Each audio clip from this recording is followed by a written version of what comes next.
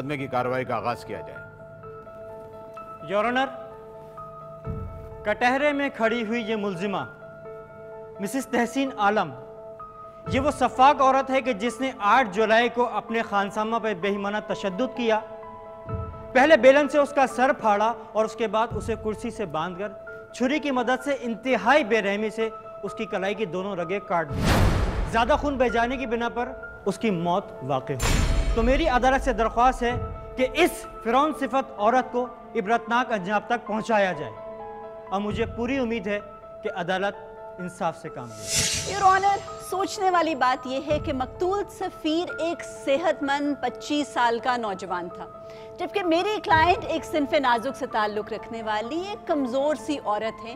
ये कैसे मुमकिन है कि एक औरत एक नौजवान सेहतमंद इंसान पर इतना हावी हो जाए और उसको जान से मार दे? सर, इन्वेस्टिगेशन डिपार्टमेंट ने बहुत ही कमज़ोर तफ्तीश की है और प्रोसिक्यूशन ने एक नहायत बेबुनियाद केस बनाया है। योर ऑनर, मुल्जिमा एक इंतहाई जालिम औरत है। पूरा मोहल्ला गवाह है कि वो अपने मुलाजमीन से किस तरीके से बदसलूकी और बेरहमी से पेश आती थी। मकतूल भी मुल्जिमा का एक मजबूर मुलाजिम था जो कि मज़ाहमत ना कर सका और अपनी जान से हाथ धो बैठा। अब मैं इस केस की एक अहम गवाह मुल्जिमा तहसीन आलम की मुलाजमा सितारा को अदालत में बुलाने की दरख्वास्त करना चाहता हूँ। इजाजत है? जी सितारा, आपने पुलिस को बयान दिया था कि सफ़ीर का कत्ल तहसीन यानी आपकी मालकन ने किया था। जी बिल्कुल, ऐसी जालिम औरत के लिए कत्ल करना कौन सी बड़ी बात है। सफ़ीर ने ऐसी क्या गलती की थी कि आपकी मालकन ने उसका कत्ल कर दिया? बहुत ही खतरनाक औरत है ये, मुलाजमों को तो इंसान समझते ही नहीं।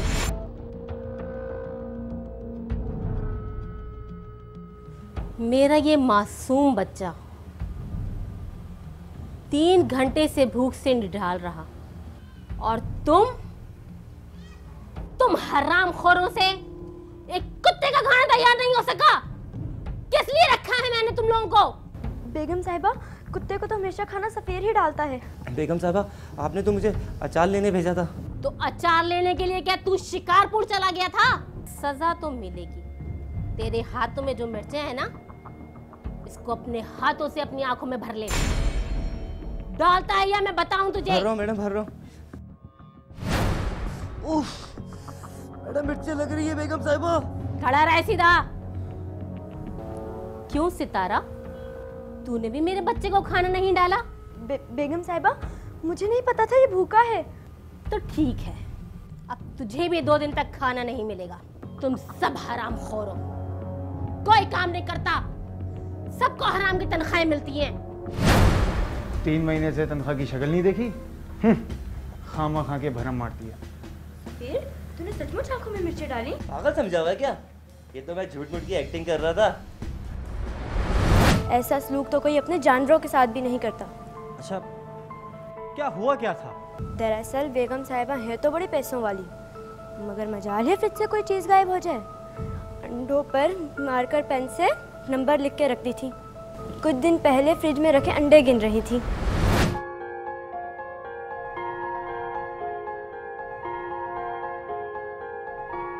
एक, 2, 3, 4, 5, 6, 7।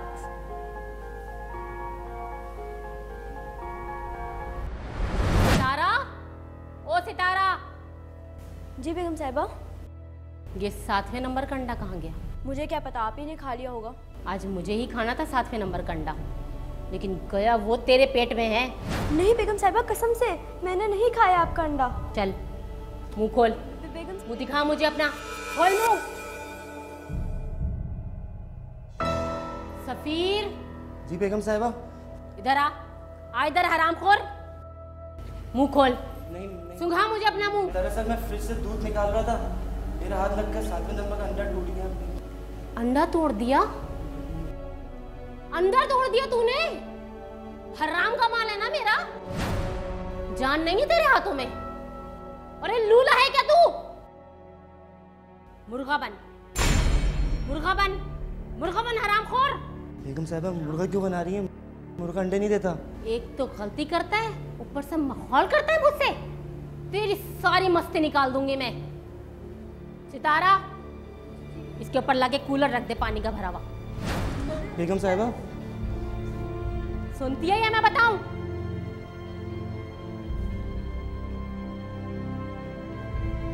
भाई मुर्गा,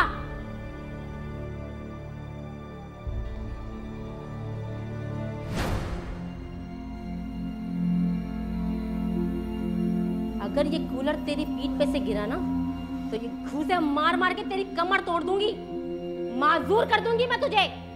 बेगम साहिबा, एक अंडा तोड़ने की इतनी बड़ी सजा? ये तो कुछ भी नहीं है, मेरा बस चले ना तेरे कानों में शीशा डलवा दूं। बेगम साहिबा, बहुत तकलीफ हो रही है। खड़ा रह ऐसे।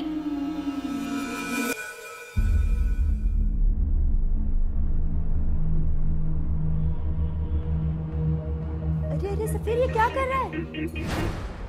उस हरामखोर औरत ने ना पूरा 1 घंटा मुर्गा बना के रखा है और ऊपर से पीठ पर भरा हुआ कूलर भी रख दिया। जान निकल गई है, एनर्जी बहाल कर रहा हूँ। सफीर, उन्होंने देख लिया तेरी जान ले लेगी, और वैसे भी शरबत की बोतल पे उनका निशान नजर नहीं आ रहा। पागल हो गया है तो उन्होंने देख लिया ना। इस कंजूस मक्खी जूस का तो बाप भी नहीं पकड़ सकता। सेट है ना?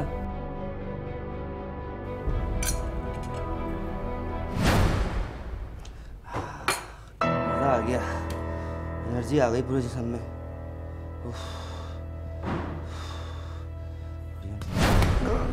बेगम साहबा, खयानतदार, सुबह की सजा से पेट नहीं भरा तेरा जो खटाखट दूध चढ़ा रहा है।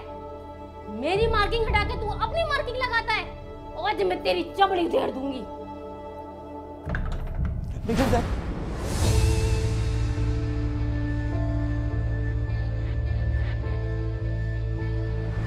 और दूसरे दिन इन्होंने सफीर की जान ले ली।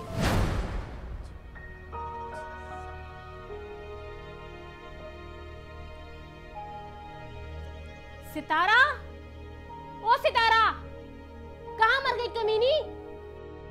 जी बेगम साहिबा।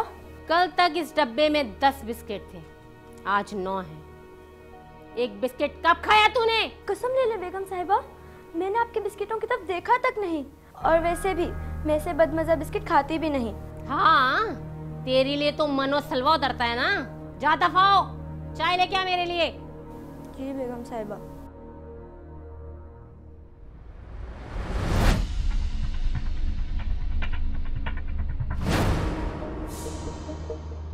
सफीर,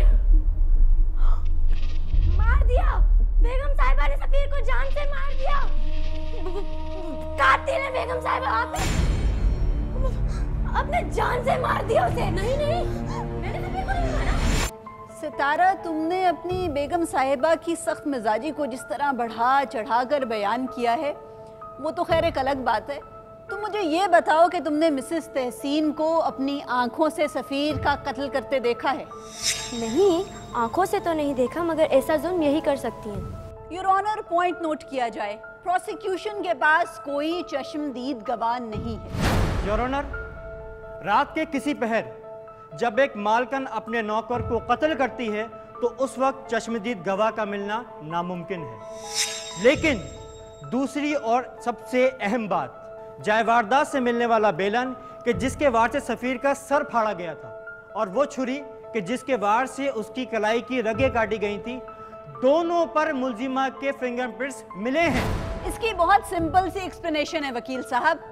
जब सितारा के शोर मचाने पर मिसेस तहसीन बावर्ची खाने में आई और उन्होंने सफीर की लाश देखी तो वो हवास बाख्ता हो गई और बेख्याली में उन्होंने बेलन और छुरी को हाथ में उठा लिया। योर ऑनर, मैं इन्वेस्टिगेशन ऑफिसर से कुछ सवालात करना चाहती हूँ। Permission granted. ऑफिसर, हर जुर्म का एक मुहरिक जरूर होता है। आपके ख्याल में मिसेस तहसीन ने सफीर का कत्ल क्यों किया होगा? सिर्फ इसलिए कि उसने फ्रिज में से एक अंडा निकाल के खा लिया या वो उनका शरबत पी जाता था? मैडम, बात यह है कि आज के दौर में इंसान की जान बहुत कीमती है और उतनी ही सस्ती है।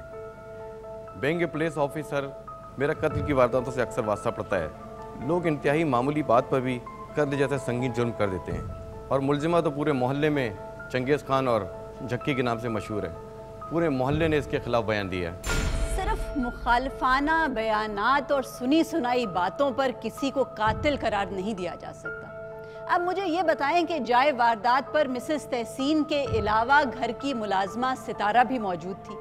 आपने सितारा को शक के दायरा कार में क्यों नहीं शामिल किया? सितारा अगर कातिल होती तो पूरे महल्ले में शोर करके महल्ले वालों को इकट्ठा नहीं करती, और वैसे भी उसका सफ़ीर से कोई क्लैश नहीं था। क्या आपने ये जानने की कोशिश की कि मिसेस तहसीन के घर उनके अलावा कितने लोग रहते थे और उनके घर कितने मुलाजिम काम करते थे? वो शवाहिद मैडम घर के तो यानी कि आपने ये जानने की जहमत ही गवारा नहीं की कि तहसीन के घर सितारा और सफ़ीर के अलावा एक और शख्स भी काम करता था। इजाज नामी एक चौकीदार भी उनके घर काम करता था, जो सफ़ीर के कत्ल से एक दिन पहले घर से बहुत सा सामान चोरी करके भाग गया था। पुलिस को कोई चोरी की रिपोर्ट नहीं हुई थाने में? ऑफिसर साहब, ये एक कत्ल का केस है, चोरी का नहीं। क्या ऐसा पॉसिबल नहीं है कि वो शख्स वापस घर में घुस के और सफ़ीर को कत्ल कर गया हो? ऐसे शवाहिद तो नहीं मिले। अपनी नाअहली को छुपाना कोई पुलिस से सीखे। योर ऑनर, मैं चौकीदार इजाज को अदालत में समन करना चाहूंगी। योर ऑनर, फिंगरप्रिंट्स मुल्जिमा के मिले हैं और इस औरत की अपने मुलाजमों पर इज़ा रिसानी भी अदालत के सामने साबित हो चुकी है। मिस आमना बिला वजह के सस्पेक्ट पैदा करके अदालती कार्रवाई को ड्रैग करना चाहती हैं। नो योर ऑनर, चौकीदार इजाज को अदालत में बुलाना बहुत जरूरी है। यह अदालत हुक्म देती है कि अगली पेशी पर एजाज चौकीदार को पेश किया जाए। इस केस की समाअत 7 दिन के लिए मुलतवी की जाती है। The court is adjourned. Pakistan penal code के सेक्शन 324 के मुताबिक कोई शख्स किसी को हलाक करने की नीयत से हमला करे तो वो इक़दाम कत्ल का मुर्तकिब ठहराया जाएगा, जिसकी सज़ा कम अज़ कम 5 साल और ज़्यादा से ज़्यादा 10 साल कैद है और उस पर जुर्माना भी आयद होगा।